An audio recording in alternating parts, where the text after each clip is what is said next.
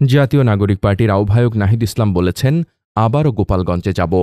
জীবিত থাকলে গোপালগঞ্জের প্রত্যেকটা উপজেলায়, প্রত্যেকটা গ্রামে কর্মসূচি করব। গোপালগঞ্জের প্রতিটা ঘরে ঘরে জুলাই গণঅভ্যুত্থানের পতাকা উড়বে। গোপালগঞ্জ মুজিববাদীদের হবে না, বাংলাদেশপন্থীদের হবে। বৃহস্পতিবার নিজের ভেরিফাইড ফেসবুক আইডিতে এক পোস্টে সব কথা বলেন তিনি।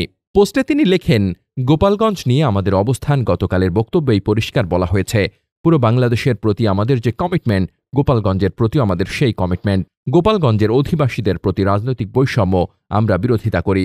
গোপালগঞ্জ ও পুরো বাংলাদেশকে আমরা মুজিববাদী সন্ত্রাস ও ফ্যাসিবাদ থেকে মুক্ত করব। আওয়ামী লীগ যুগের পর যুগ ধরে গোপালগঞ্জের মানুষের জীবনকে বিপন্ন করেছে, মুক্তিযুদ্ধকে কলুষিত করেছে এবং সনাতন ধর্মাবলম্বীদের সাথে বেইনসাফি করেছে। আমরা বলেছি আমরা এ পরিস্থিতির পরিবর্তন ঘটাব। আমরা যুদ্ধের আহ্বান নিয়ে যাই নাই, আমাদের পূর্ব ঘোষিত শান্তিপূর্ণ কর্মসূচি ছিল এটি। মুজিববাদী সন্ত্রাসীরা পরিকল্পিতভাবে হত্যার উদ্দেশ্যে সশস্ত্র হামলা চালায় আমাদের ওপরে, যেরকমটা জুলাই গণঅভ্যুত্থানেও চালানো হয়েছিল। আওয়ামী লীগ সবসময় একটা গৃহযুদ্ধ পরিস্থিতি তৈরি করতে চায়। এনসিপির আহ্বায়ক লেখেন, গণঅভ্যুত্থানে আওয়ামী লীগের এত হত্যাযজ্ঞের পরেও ৫ আগস্টের পরে অনেকে রিফাইন্ড আওয়ামী লীগ আনতে চেয়েছিল। তাদের মনে রাখা উচিত, আওয়ামী লীগ কোনো রাজনৈতিক দল নয়, আর এটা একটা সন্ত্রাসবাদী সংগঠন।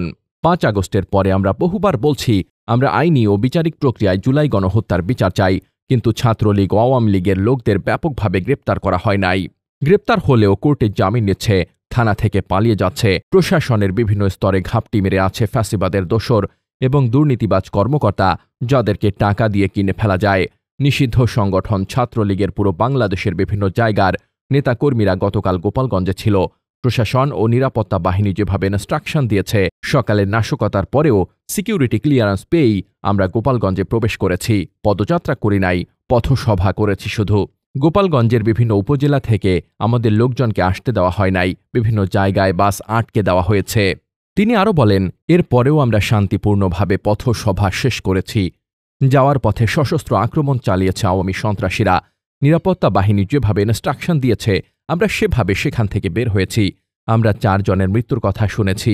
কোনো বিচার বহির্ভূত হত্যাকাণ্ড জ্ঞানকে আমরা সমর্থন করি না, প্রত্যাশাও করি না। সন্ত্রাসীদের বিচারিক প্রক্রিয়ায় ব্যবস্থা নিতে হবে। প্রশাসন ও গোয়েন্দা সংস্থা যদি সঠিক সময়ে সঠিক পদক্ষেপ গ্রহণ করত, তাহলে পরিস্থিতি তৈরি হতো না। এ দায়ভার সরকার ও প্রশাসনকে নিতে হবে। আমরা পুরো ঘটনা সুষ্ঠু তদন্ত ও সন্ত্রাসীদের বিচার দাবি করছি। সুনির্দিষ্ট তথ্যের ভিত্তিতে সন্ত্রাসীদের গ্রেপ্তার করতে হবে। শুধু গোপালগঞ্জ নয়, সারা দেশে গ্রেফতার অভিযান চালাতে হবে। আমরা কমিটি করেছিলাম, আমরা গোপালগঞ্জে যাব।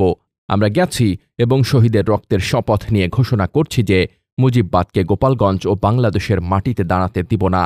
শহীদ বাবু মোল্লার গোপালগঞ্জ, শহীদ রথীন বিশ্বাসের গোপালগঞ্জকে পুনরুদ্ধারের হুঁশিয়ারি দিয়ে নাহিদ লেখেন, মকসুদপুরের কোটালীপাড়ায় আমাদের শহীদদের কবর রয়েছে। এ মাটি মুজিববাদীদের হাতে দিব না। বাংলাদেশের 1 ইঞ্চি মাটিও মুজিববাদীদের হবে না ইনশাআল্লাহ। যারা গতকালের হামলার প্রতিবাদ জানিয়েছেন, রাস্তায় নেমেছেন, তাদের প্রতি কৃতজ্ঞতা। ফরিদপুরের পদযাত্রায় দেখা হবে। Desk report, বার্তাবাজার।